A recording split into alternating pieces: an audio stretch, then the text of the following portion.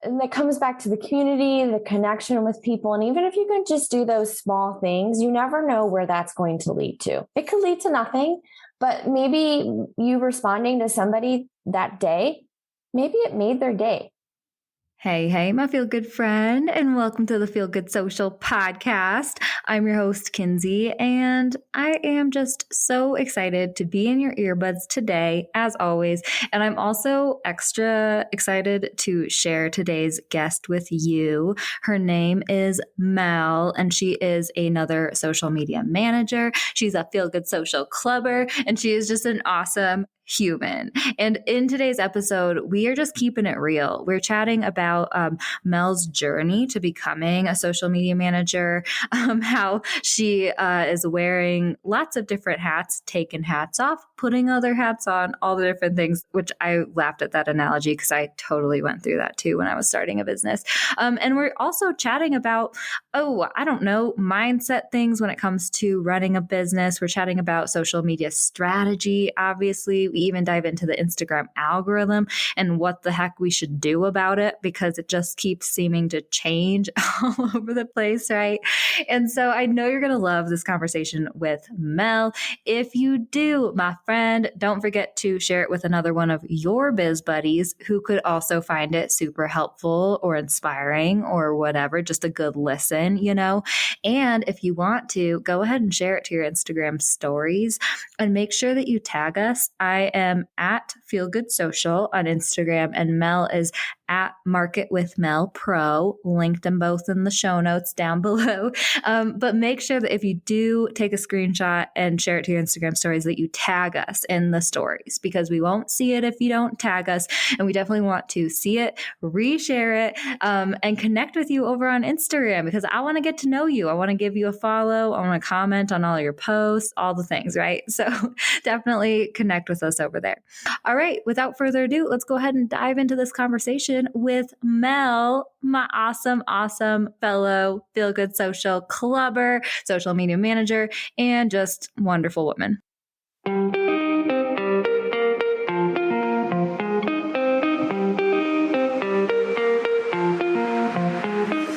Hey friend, and welcome to the Feel Good Social podcast. I'm your host, Kinsey, and I'm here to help you market your business in a genuine way that works without wasting your precious time.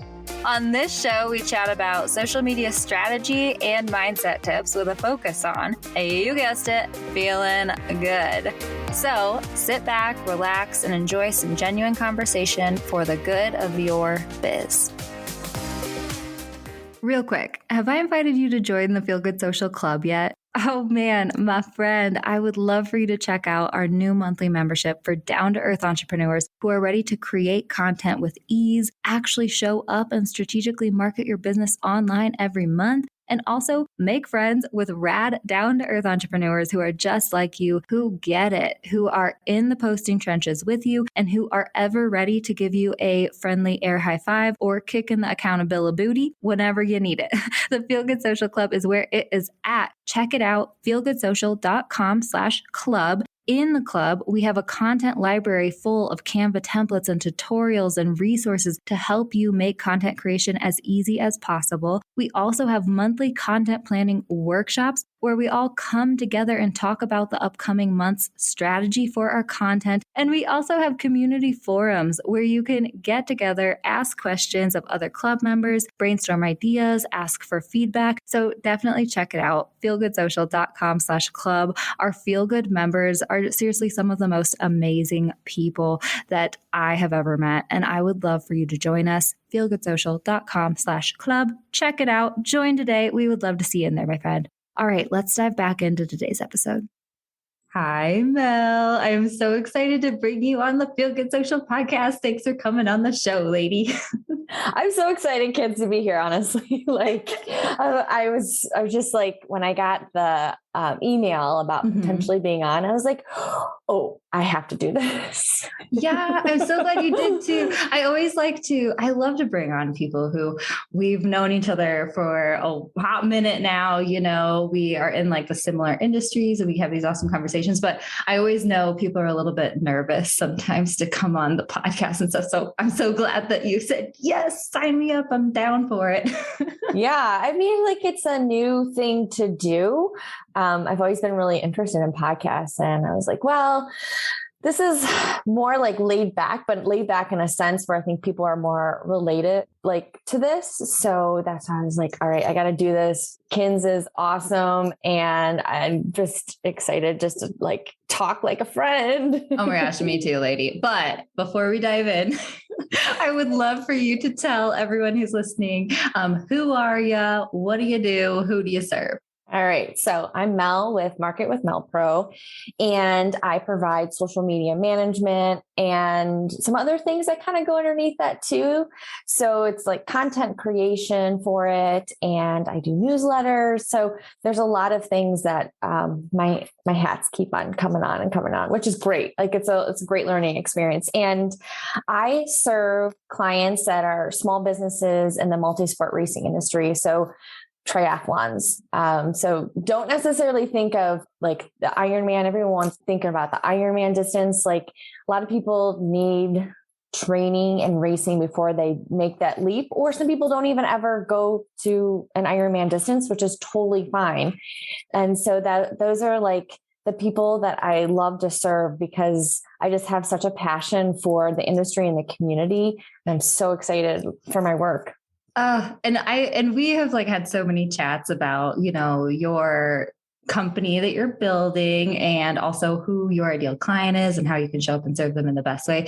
And I just always love chatting with you. Firstly, thank you for sharing that. You're like, I keep putting on the hats and then some come off and some new ones come up, and we're figuring it out, because I think that is so normal and relatable for so many people, no matter what industry you're in. I know that I definitely went through the whole gambit of services and trying to figure out what the heck I wanted Feel Good Social to be before I think I finally have kind of landed on the direction that we're just taking with Feel Good, but who knows, maybe in the future, more hats will pop up. We'll see. And also I love your niche. I think that it is so cool for you to be serving someone so specific and something that's so dear and near to your heart. And I personally relate. Like, I love chatting with you because, well, my dad was like a professional canoe and kayak racer. So, a little bit of the similar like mentality, training styles and stuff. And also, I don't know if I've told you this before, but I've been in one triathlon in my life. Technically, one triathlon. It was when I was 9 years old, and it was skiing down a mountain, hopping on a bike and riding for like, I don't know, 8 miles or something, and then paddling down the river for another like 5 miles. So it was like the weirdest triathlon. But I think I could call myself a triathloner still. I don't know. Yeah, I mean, totally, because triathlon isn't always just swim, bike, run, or multi-sport. Sometimes I actually like to use the term multi-sport because that covers other types of racing. So it covers triathlon, swim, bike, run. It covers duathlon, which is run, bike, run. And it covers aquabike, which is swim, bike. So, people kind of get caught up in this term of like triathlon, you have to swim, bike, run, but there's other options, because let's face it, a lot of people are very scared of swimming. Or some people just have like issues with like their knees from running for a lot of years, or just in general. And so that's where the aquabike is really great for it. Oh, so cool. And yes, I love, I just like geek out when people like, they find their thing that they're really good at and their other thing that they're really good at, and they like connect them together in their life. Right. Because I think, how do you feel about this? Like, people are always like, I'm a social media, especially when you're first starting out. And I went through this too, guys, but it's like, I'm a social media manager and I will work with anyone, but every industry and every business that you're trying to help market, I think it's important to understand kind of like the industry itself, the mentality behind it, the mentality of the ideal customers that you're trying to speak to. Do you think that your experience with multi-sport racing helps you work with your clients like that? Oh, so much so, really. It does. Before, like I did this full time, I've done this like part-time, and a couple of my clients, even before I got the multi-sport racing companies, I've done it for like massage therapist and a brewery. And to be honest, the massage therapist was actually really hard because I don't understand all the muscles and I don't understand like the techniques. Mm-hmm. And that was a big learning curve. And so then when I found my niche with multi-sport racing, I was like, this is exactly like where I feel that I can thrive, because like you're saying, I understand the industry. I began triathlon in 2010. I don't necessarily race it that much anymore. And then the other cool thing is one of my clients does road and trail racing. So, and I'm big into trail racing right now. So it's kind of been this nice morph, but it's still these industries and these communities I have such a passion for, and it makes it so much easier. Yeah. Oh, I love that so much. So let's like back up just a little bit. Who is Mel? Let's hear the Mel story. Like, how did you get started, I guess, in like multi-sport racing? And then like, how did you get started starting your own social media management company? So back in 2010, I did a triathlon with two of my friends, and it was a local triathlon. I mean, I think those are the races that really get people into the sport because it's friendly in the sense of the community, and then the pricing, because let's face it, if you're going with a bigger company, like I said, like an Ironman race, like it's really expensive. But if you're with a local race, then it doesn't cost as much. And I didn't really swim well. Like my head was out of the water the entire time. I was the last person out. But I tell you what, I passed my friends on the bike and I passed my friends on the run. And I was like, okay, I really like this sport. I have to take swimming lessons. So apparently I've taken swimming lessons when I was a kid. My mom told me. But I was like, okay, as an adult, I'm going to take swimming lessons. And then it's just kind of like morphed from there. I was on the Cleveland State triathlon team. I think they called it the team or the club when I was going for my graduate degree. And then I morphed into coaching on the team. And then I'm really connected with the Cleveland Triathlon Club here. And so it's like, I just was so excited about like learning to get better. So I've raced throughout the years. I've done sprints, I've done Olympics, I've done half Ironmans. I attempted a full Ironman. So that was back in 2016. I was in Maryland. So the swim was canceled. The bike was shortened to 100 miles, but the full marathon was still there. So yeah. So that's kind of like, that's how I like kept on like morphing into it. And my last triathlon was Ironman Puerto Rico 70.3 in March of 2019.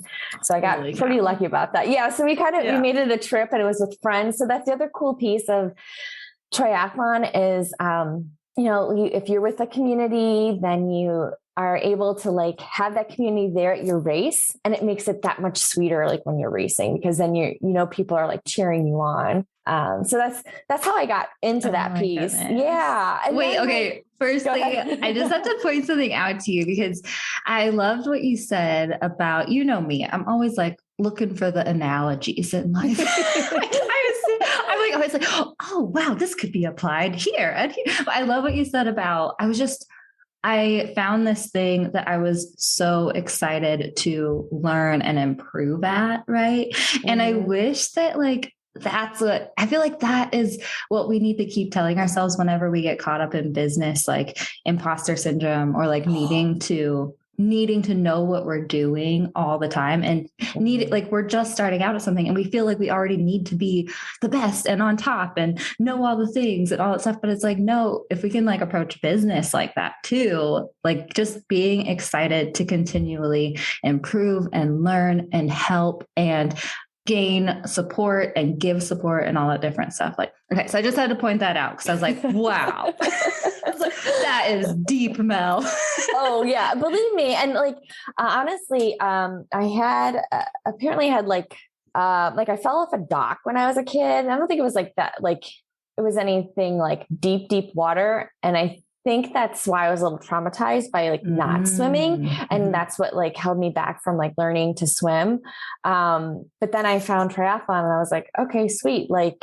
It's not just about swimming, biking, and running like as separate sports. You put them together. And so like, it's so cool how they just mesh and they work with each other. And gosh. Yeah. Oh, I love that. Oh, I love that so much. And yeah, exactly. It's like, I totally feel you I love the idea that you are like, I'm not just learning to learn to swim. Like I'm learning to swim so I can compete in these triathlons. And like, I already feel excited and comfortable and motivated in these other two areas. The swimming part is just the one piece I need to work on. But I think that would work for me mentally. Like if I tried to like, okay, there's this one thing I'm really good at in two areas. I need to start improving on this one area. Like I would be so much more motivated to try to improve that versus me just like trying to learn to swim if I suck at it. You know what I mean? Right. And the thing is, the swim is always the shortest portion of any triathlon. Oh, that's so wonderful. So like, I guess you could kind of break it down that way too, right? Like it's, even though it might be like the thorn in your side, but you want to try something, it's the smallest piece that goes into the bigger puzzle. Oh my, right? okay. Business too. Analogies, all that. So marketing, right? Social media, a lot of people, I don't know if your ideal clients feel this way, but you know, the feel good social people, a lot of us are like, we have a love-hate relationship with social media, you know? And so think of social media, guys, as a piece of your marketing. And it can even be the smallest piece of your marketing, right? But like, you know, just like doing a little bit of social media here and there to like be able to do the rest of your business. Just, I don't know, maybe I was like kind of reaching for that analogy. No, it makes sense. Okay. It really makes sense. Okay, right? cool. Yeah. I thank you for that, Mel. Okay. So tell us then how you started your business and you started dabbling in the social media marketing part of it all. Yeah. So, like, I don't remember exactly the year, but so I was on the Cleveland Triathlon Club board, and then I was on Snakebite Racing's team, and I saw that the social media, like nothing was happening and like it wasn't even created. And I was like, oh my gosh, like I need to create this because this is a great piece where we can start connecting. I'm all about community, especially this year, really connecting with the community in some way. And so that's a piece of it. And like I said, I did social media for a small amount of time for a local massage therapist. And then I also was doing it for a brewery that I was working at too. But the thing is those like the brewery and the massage therapist, like those things, like they were fun to do, but it wasn't where I felt the passion. And my one friend saw that a local racing company was hiring a marketing intern. And I believe it was like beginning of 2018. And I was like, I don't know if I'm going to be able to get this, but I'm going to try. And I remember saying, this is terrible, but I can admit this now. I remember being at my day job and going into a conference room and interviewing for this position. And I might have been on my lunch break or whatever. It doesn't really matter. But, and I was like, I really hope I can get this. You know, I was thinking this in my mind but I was like, I don't know who else is applying for this. And I think they reached out to me the next day and I was like, what? This is awesome. And so, you know, then I was able to have, actually had a lot of freedom, and I still do with my clients. And that's what I loved about it too, is that they wanted me to do it. And the trust was just built, I guess, pretty quickly, because they knew that they had a piece of the entire puzzle that was missing, and it was the social media, and they didn't have time to do it. And so I came on board, and I actually hear to this day, people say to me, I've noticed, and I'll tell you what the client name is. I've noticed that HFP Racing's social media, like before and after you came on. And I was like, thanks. Like, I love hearing that, you know, and even me, like looking at the transformation from when I first started to now. And it's awesome to even see like where that's going to keep going and progressing. Right. Cause this is my trade. This is what I love to do. Sometimes it's hard, but I love learning and trying to like figure out creative ways to connect with people. So like, that's kind of like the story of it. I love it. Awesome. I love it so much. Oh my gosh. Aren't those like comments the best? Like, I know I always try to put those in my pocket because sometimes like the social media manager job is not like the most, in your face, like what's the word I'm like for? I want to say rewarding, but I don't think that's, but like you don't see the gratitude, you don't get the feedback as much or something. But I know I just had a client of mine like email me being like, oh, by the way, like we're loving this strategy. We've been getting offline compliments and stuff. And I was like, oh, thanks. Cause I like wasn't really sure like how you guys were feeling about it or anything, you know what I mean? So it's so nice to hear those things. And I know that you have had a journey kind of figuring out your own brand and your own experience and like the company that you're trying to build. Can you share any like lessons that you've learned through like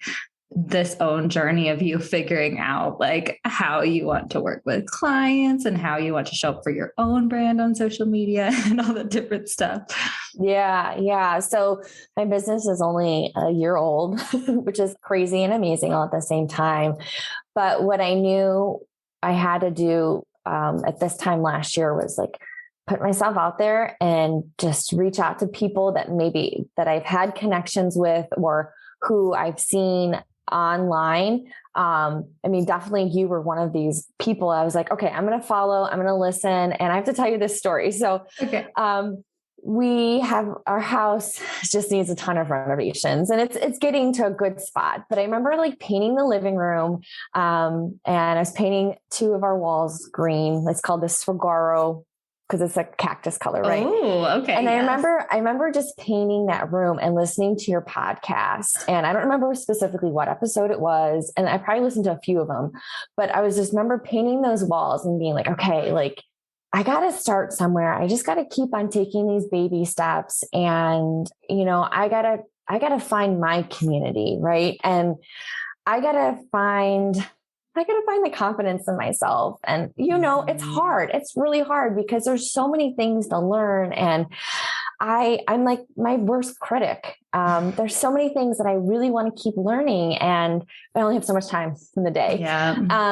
And I will say that unfortunately or fortunately, my client work is always number one. Like, I don't post as much on my social media, except for like the stories. I'm better at like the daily stories and actually posting like content, but you know, I don't know, like my clients, I just want to keep on making sure that they're thriving. They're small businesses. They've had a really hard time these past 2 years. And we're really hoping that 2022 is just like another like jump start for them. And so it's like, I just want to keep on like coddling like my clients and making sure things work and, you know, just do the best that I can for them. And it's not that I'm not learning on my end for like taking webinars and things like that, but you know, what they want always comes number one. Oh yeah. And like, thanks for sharing that too, lady. You know, I think, you know, for social media managers and non-social media managers, like service providers, you know, I mean, product-based businesses have trouble posting on social media too often because we're all doing our own stuff and our business has priorities, right? Yeah. And it's one of those things where, I mean, I'm always one of the first people to admit, you know, social media is not necessarily your top priority in your business, my friends. Like that's why we need to create like a sustainable plan. But also, you know, you're doing so freaking awesome for like 1 year into business, lady. You got these clients. And I think too, like for us, what's super cool as social media managers is we can like learn through through creating for our clients. We can learn through taking care of our clients. Right. And like, and sometimes that's what you got to do. You know, you go through seasons and stuff. And so I'm glad that you shared that because, you know, I've been saying all January, you know, all of my Feel Good Social Clubbers and stuff they're like, posting on social media. I'm like, good on you guys. You're doing a great job. You're doing so much better than I am in January right now. So, you know, sometimes you just got to give yourself a break for sure. It's like the struggle bus sometimes. Like, I know, like I even have, honestly, I have some like graphics just sitting there for me to like post and create some content. And it's like, they're just sitting there. And I tell myself all the time, Melanie, just put them out there. It's just like, and then 5 o'clock comes, 6 o'clock comes. I'm like, I'm done for the day. Yep. I hear you. I have made a commitment to trying my best to not go through burnout in 2022. I actually just posted about that this morning. I was like, oh yeah, 2021, it was kind of like, not believing that I was going through burnout or something. I was like, no, this isn't burnout. I'm doing fine. But it was like the slow burn, so I'm all for taking care of yourself in 2022. But something I would love for you to chat about a little bit is I know kind of when you were trying to figure out how to show up online for your brand and all that stuff, you're kind of struggling with, okay, like, what do I post about? Right. And I think that we went through this thing where it was like, okay, I'm just going to post like I'm a social media agency. Oh no, I need to add more personality. So I'm going to do personal posts and stuff. And then I think we found a blend. Can you talk a little bit to that, your experience with that and how you ended up kind of like figuring out the type of content you wanted to post online? Yeah, sure. So in the beginning, when I first started, I was like, okay, like I've heard that when you start a business, you have to have X amount of like weeks of posts ready just to be posted. I'm like, sweet. Okay. And so then I didn't really share my face that much, but I was sharing like tips and like some quotes and things like that. And then the month of May hit and it was like, it was Mental Health Awareness Month and then like Bike Awareness Month or something like, and not like vroom, vroom bikes. Like I got to pedal my bike. Okay. Good to know. and so like, it was a lot of like me, because my friend and I were posting, Wednesday, I think it was like maybe it was Tuesdays at noon. We were doing like mental health topics and how it relates to the multi-sport racing industry. And then I was posting things for like Bike Awareness Month or whatever it was. And there was a lot of me on my bike. And then a friend of mine, her friend like looked at my stuff and was like, I don't really know what she's doing. And I was like, oh my gosh, like, like you have this balloon and then it gets deflated. And then I'm like, lady. Yeah. And then I was like, okay, well, I got to stop showing my face so much. And I don't remember when you and I, which just like hurts my soul, because I was like, no, Mel, you can totally show your face. Yeah. And then you and I met and we had this session and you're like, hey, like, just think of like mixing it up. And I was like, oh, right. Because once again, when it's your business specifically, it's sometimes very hard to come out of that little box that you're in and like think of something else versus when you're, supporting your clients. And I was like, okay. So I've been using like a mix of like me doing things, me posting like things that are like relatable for like social media, but then also I've done some things that are kind of like a little bit bigger type things like, maybe take the time to look at your website again or your Instagram bio, or I can't remember all the specific things, but so it's not just the social media management, but there's other things that like are there that we all need to look at too, because there's just so many pieces and parts, social media, website, newsletters, all the things. And after like having that conversation with you, I felt better for sure. Well, thank you for sharing that, lady. Cause like, okay, so many things. I totally relate with the kind of this or that thinking, or like one way, or like black and white thinking, in the way where I'm like, I always want to like, oh, this is it, gonna go for it, or, oh, this is it, I'm gonna go for it. And it's really hard for my brain to think about like the mixture of things too, but it's almost like I need to label it, right? Oh no, it's not like this content or this content, it's the mixture. So I think that there are probably other people in the world who also have that like kind of one track mind sort of thinking too, which I definitely do. I need to like tell myself that all the time. Plus I love what you said about it's so hard. It's so hard to do it when you're in the middle of your own, it's so hard to do it for your own business, right? Because we know all the things. Like we are in the middle of this business that's just swirling around us with all of the different things, right? And so that's often why it's so nice to work with like a social media manager or have like a community of people who can like give you their objective viewpoint, their kind of like eagle eye viewpoint on like your business, your content, your messaging, like what you do, all that different stuff. So I'm glad you shared that because I have felt that for sure myself with Feel Good. And I always try to tell people that too, because like we feel like we're doing something wrong, you know, like they're like, I feel like I could like look at your business and tell you like whatever, but like I just can't do it for my business. And it's because you know all the things, you know, like you have too much information. Sometimes you need that objective person who only sees your business for like what the rest of your ideal customers see your business as, right? Yeah. Oh yeah. That's a really good point because I'm just like in the thick of it. But when there's an outsider perspective coming in, they're like, well, okay, like who's your target audience again? Like who's your client that you really want to? And it's like, oh yeah. Okay. Okay. Like, all right, this is me taking a step back for a hot second and reevaluating, but not in a bad way. Oh, and it's so hard too when it comes to like your marketing and messaging, right? And like you as like the business owner, as the one offering the product or the service that solves this person's problem, you know the transformation that they could make, you know all the things, right? It's really hard for us to take ourselves out of that perspective where we already know all the things and into the ideal client's perspective where no, they're just like the babies. They don't know all this stuff, right? Like, so how can we speak to them and like let them know, you know? And so, yeah, I think it's always helpful to, even if you aren't like necessarily working with someone who is like managing your social media or anything like that, I think it's always helpful to like have a biz buddy who can help you, or like a community, or go ahead and invest in a marketer or social media manager or business coach or something like that. Cause yeah, so helpful, lady. Yeah.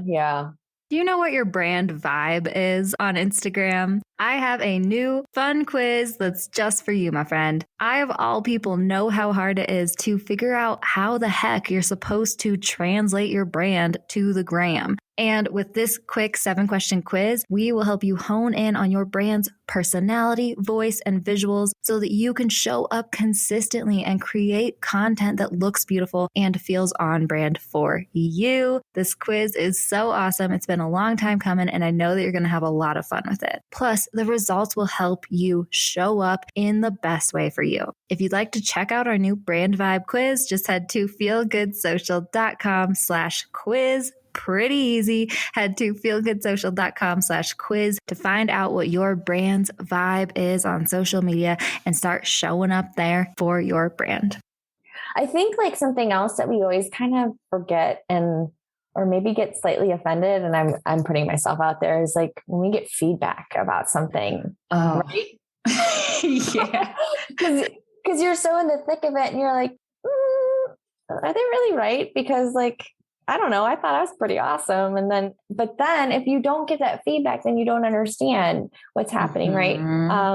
Because you have your blinders on. Even there's something, there was some kind of post the other day and I was like, oh, duh, I need to use this for some posts for the month, right? Because that makes sense for me. This is for my client. I was like, oh, duh, that makes sense. Like, and like, I wish somebody like they would have said something to me, but I'm also glad that they didn't, because then it's like giving me like that, oh, you got to think sometimes a different way. I think I just went on a whole big tangent, but no. Oh my gosh. I'm so glad that you brought this up, because it's definitely something that I think most of us struggle with. I know I have, is like the heckles going up, like the ego, like our ego is so just like immediate. It's, it's like a force of nature that just like, you can't really help like someone giving you feedback and you're like, you don't know me, or no, you wrong, or wait, what?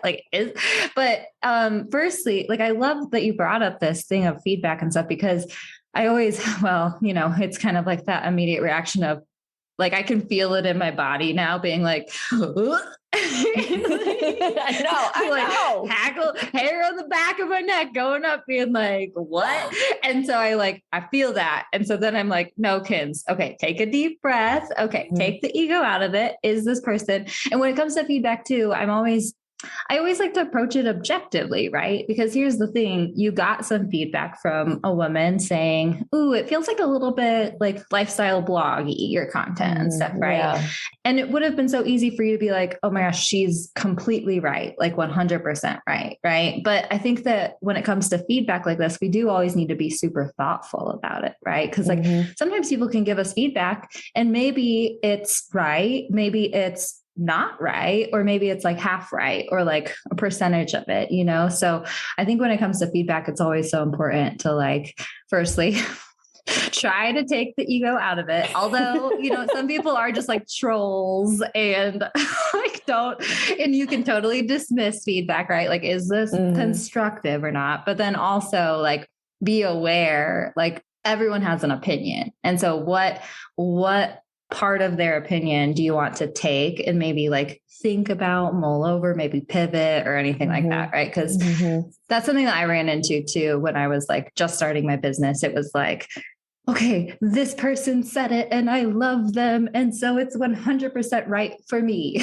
I'm going to go down this road, you know? And then I was like, oh, wait, this doesn't feel right for Kinsey or like the business I'm trying to create. So I had to backpedal a little bit and stuff, you know? Yeah, right. And it's like being honest with yourself too, right? Because we only have so much capacity for things, whatever it is coming in every day. And we have to figure out what box things are going into. It's like, okay, it's this box of, okay, I can take that feedback. This box of, okay, they said that, but it's not necessarily accurate. Or this box of, I'm going to let it simmer and get back to it because I'm not quite sure. Right. And it's like, you know, always being mindful too of like where your energy is going, right? Like positive or negative, I guess you want to say. Yeah. Ooh, I love that point too. Oh my gosh. Okay, Mel, let's talk social media. And we were talking before we started recording, guys, and we were talking about how much like the platform has changed over the past year. And it's like, whoa, like I feel like all social media managers are like, oh my gosh. And I kind of feel like maybe Instagram has slowed its roll at least a little bit with like pumping out new features, but I still feel like we're in the thick of it when it comes to like the algorithm now figuring out what the heck am I supposed to do with all these new features and like all the different things and all that stuff. So what are your thoughts on social media marketing right now? I mean, it's just like everybody, it's love hate. It's totally love hate. And so something that I actually really am liking lately, especially with Instagram stories, is that as any small business, they can use the link piece, you know, because I know that was only open to X amount of followers that you had. And the fact that they have that now, because let's be real, not everybody is going to read the post, right? So some people are going to look at the stories and see what a story is being posted from you, or somebody is going to go and just look through and scroll through their feed. And, you know, that's the good and bad too, is you got the stories, you got the feed, you got the reels, like everything. But I think it's really nice that they did that recently, because it's just another piece to kind of get people to do something, like an action, right? You want some kind of action to happen. But then there's so many other things. Like, it's like, can we just hold back for a second? I understand that, you know, we have to keep on putting something new out there, but it's a lot. Like when Reels first came out, I was like, okay, this is cool. And then all of a sudden I was thinking to myself, well, like, how are people seeing these, right? Because nobody really knew what was happening for like the first couple of months of how you got a reel. And I think that's definitely toned down. And, you know, reels are fun because it's like, it's the Instagram sort of TikTok, but it doesn't have to be video. I'll be honest. Like a lot of times when I post reels for my clients, they're not always videos. They're like pictures or graphics, and they kind of just roll together as a one video. Yeah. And I love that you do that too, because exactly, like a lot of times, you know, and again, I will always encourage you to show your face as much as possible.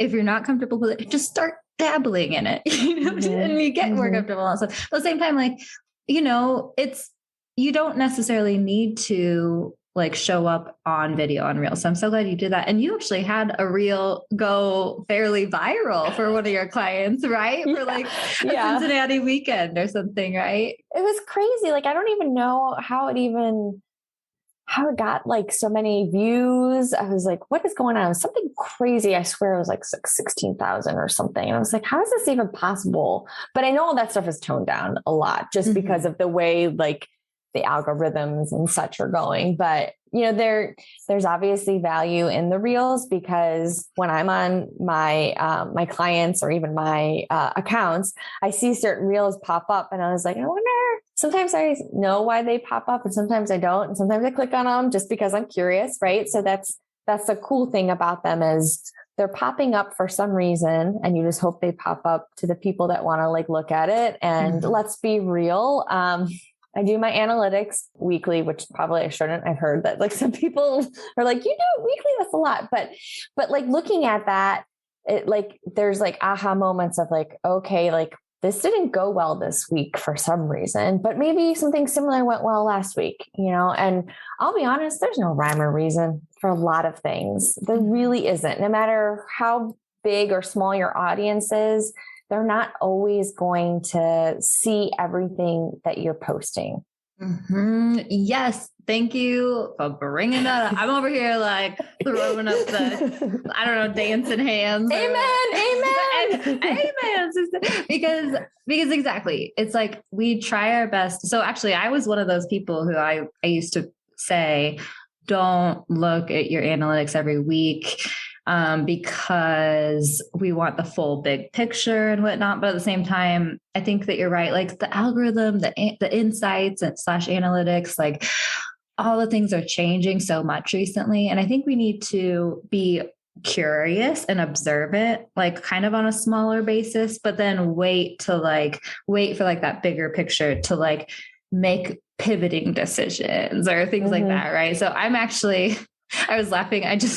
I went crazy the other day, created like 9 reels because it was like inspired after our like Feel Good Social Club workshop or whatever. I was like, so many awesome questions. I'm going to do, but I've decided I'm going to start finally like a year and a half into reels or whatever that came out. I'm going to start like testing reels and seeing where they're going. Cause I've been definitely like kind of like curious about that too, because it's so right. Like, I think that firstly, I'm totally on your train where I'm like, things happen for no rhyme or reason on the platform. Okay. We just have to like give it up to that, and we can't control everything. Right. But also too, like there are just so many factors now going into the Instagram algorithm, depending on the type of post you create, depending on the time and the day that you post it. And now they're bringing chronological feedback, right? So like that changes it all too.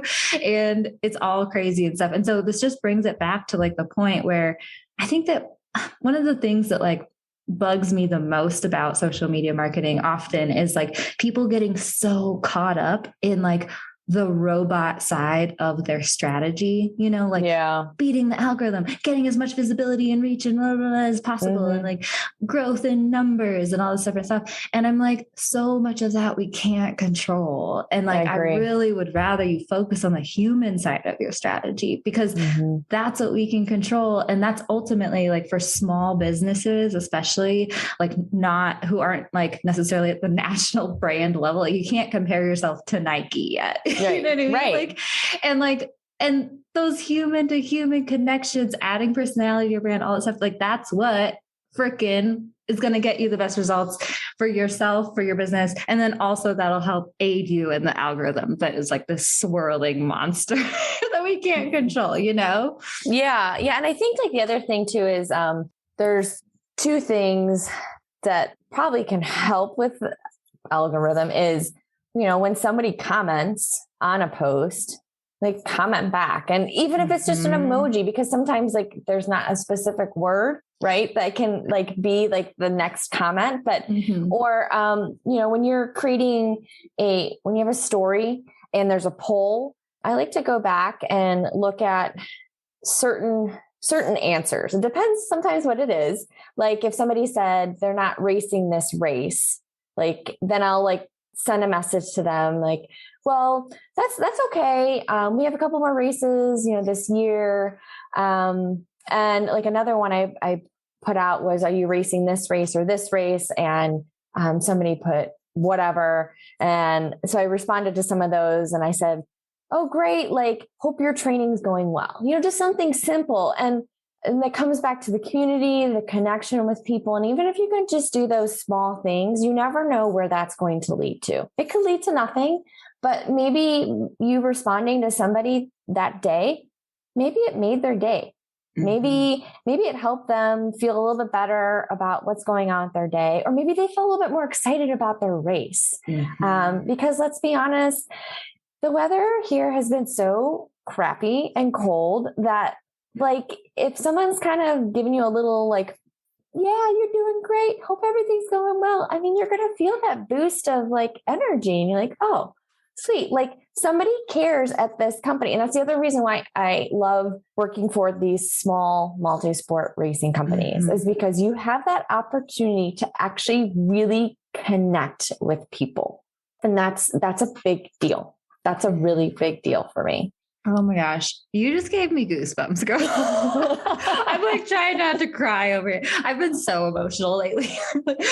Oh my gosh. I love it. Mel just feels like she's giving me a hug through like all this because it's so true. It's so true. It's all of this like qualitative data that adds up, the human, the heart, like that adds up for these companies and these businesses that end up like making people making your company stand out in people's minds, making that people want to tell their friends about this company because they're like, oh my gosh. And like, also think about it. I love what you said about the community. It's not only online, it's also goes offline, especially with communities like yours that you're working with, right? Like that person who you message is not only is their day going to be made, not only are they going to be thinking of you, you'll be like standing out in their mind, but they'll want to like tell their friends about you when you meet up at the next race or whatever like that, right? Like it just all works together. And it's the stuff that we can't necessarily track that you just have to like trust. And like and be proactive about and do everything you can to like make it happen, I have to tell this other really quick story. So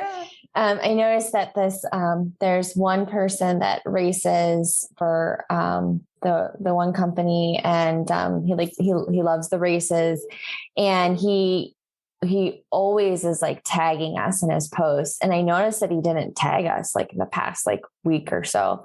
And I think he had like a recent knee injury and he was getting back to like running. And so I messaged him and I was like, hey, just noticed that like you haven't been like, I haven't seen posts lately. Are you like, is everything okay? Like, I know that you're like on a road to recovery or whatever. And he was like, yeah, I've just been on the treadmill lately instead of going outside because he'd be posting pictures of himself outside.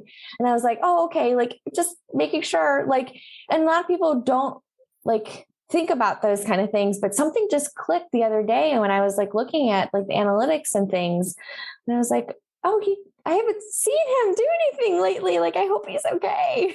Yeah. and then he messaged back and he also commented on one of the posts that like him and his wife will be volunteering at one of the races, and it's just like, even if it's just one person, going back to this, even if it's just one person, like that really just means so much. And it means so much to me too. Oh my gosh. Yeah. And there's just so many things, right? I mean, firstly, like I always love to focus on the heart, the human to human stuff, the connective pieces, because it makes me feel better about my job. That way too. So like one, it kind of like helps to like, just like make everything worth it. You know what I mean? Yeah. And like remembering that and like feeling lit up in your soul and stuff. And then also that sort of stuff like actually does help you on the algorithm, right? Like that tells the algorithm itself too, that like that person is someone who it should show you each other's posts more often. Right. And not only that, but like it'll push each other's posts out to more of each other's followers because they're similar people and similar friends, and it just all works together. So moral of the story, let's like, be aware of the algorithm, but don't get all up the algorithm's butt. Okay, guys, let's focus on human connection. Yeah. I love that so much, Mel. Okay.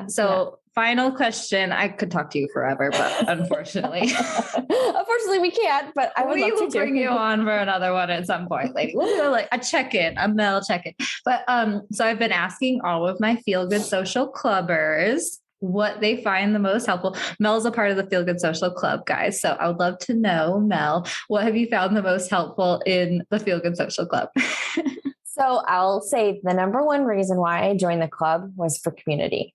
So I work from home. I'm in my home office. Like I love the hermit life most of the time, but I was like, I need somewhere to like talk with other people that are going through certain struggles that I'm going through, and just kind of a community for me for like what I do. Mm-hmm. So that's the number one reason why I joined the club, honestly. Like, and then I'm on there and there's different areas for like so many different conversations, which is great. Like, let's celebrate this. Like, I've got a question. I'm going to probably mess all these up, but I just love that. Like I can post something out there and then I get feedback. And it's not even, it's not just from you, it's from other club members. And I also love that I can comment on things, and it may not be like the answer somebody's looking for, but maybe it's something that kind of is like, oh, well, maybe I didn't think about it that way. And that's what I love about that is like, there's this community out there that I can go to when I like need some help, because, it can be a little lonely doing what you do, even though it's like awesome, the flexibility and all this other stuff, but just having like a specific community. And the other thing is I'm in some like Facebook groups that are, for similar type communities, but this is so special because it's not 10,000 people. It's not 1,000 people. And, maybe it will grow there. But what I'm saying is like, it's nice that it feels like more intimate, that when you have a question that people are there like to answer, and it doesn't just kind of get glossed over. That's what I love about the Feel Good Social Club. Oh, thank you for sharing that, lady. I know, because here's the thing too. It's like with the Feel Good Social Club, like when I'm telling people about it, I usually try to like definitely point out the Canva templates and then the content planning workshops, because I think that that's like often what people are like, oh yeah, I need those. Like I want to join and stuff. But honestly, like I just love our community so much, dude. I'm like, you guys don't understand. Like, sure, I'm in the club, commenting on everything and all these different things. But like in the forums, in our content planning workshops, when we do the breakout rooms, all that stuff, like everyone gets to talk with each other. And I totally feel you. Like when you're like, it's not alone. It's like our club members are just so like all real and like supportive and just, you don't have to worry about like asking a dumb question or like, right. Or say, and like everyone has input and often I'm always like, I'll get to a post and someone else has already commented. I'm like, well, that's a great comment. Like, I don't think I really have anything to add to that. You know what I mean? Like everyone has such great ideas. So yeah, it's awesome. Yeah. It's so cool. And like, I don't know how many gardeners we have there. Oh my gosh, so many. I was like, wait a minute, this is awesome. I know. I love how many different people we have. And like, yeah, and we have literally like 4 different people who own like garden prepping / garden coaching businesses and stuff. And I love all of those ladies, because also so many of our club members are like gardeners, but like not owning. And I'm always laughing too, because I probably have like the brownest thumb. Like Brett doesn't let me touch our plants because I will, whether I try my hardest to water them or I forget about them or I overwater them, they always seem to die. So I don't know. But anyway, Mel, thank you for coming on the show. Can you please tell everyone how they can connect with you, learn more about you, all the things? Because I know they will want to do that. I think the best way to find me is on Instagram at Market with Mel Pro. And then you can go to my bio and kind of click away. Click away. Okay. I love that. And we will link it in the show notes. Everyone can find it. But thank you for coming on. I've loved chatting with you, lady. This was awesome. Thank you so much. I just love this. It's awesome. This is another piece of the community that is just a big deal for me. How great was Mel? I love her so much. And she is just always so generous and open with everything that she shares, right? Like we actually kept the conversation going for a little bit after we hopped off the interview. And I just was cracking up at how Mel always has like a little anecdote to share, or always has like a little story to kind of like, say, oh my gosh, we're talking about this subject. This happened to me. Right. And I love it so much because not only is it just so wonderful to hear stories, but it just reminds me of how important storytelling is, right? It keeps conversations going. It helps us to prove our points or really establish our values or opinions and all those different things with our ideal customers, right? As a brand. So just something I wanted to point out because Mel's super good at it just naturally without even really trying, right? All right, my friend, if you enjoyed this episode, don't forget to share it to your Instagram stories and tag us. I'm at Feel Good Social. Mel is at Market with Mel Pro. We would love to see it and reshare it and just spread some love right back to you in the messages on Instagram. Thank you so much for tuning in, and I will catch you next time I catch you. Thanks so much for listening, my friend.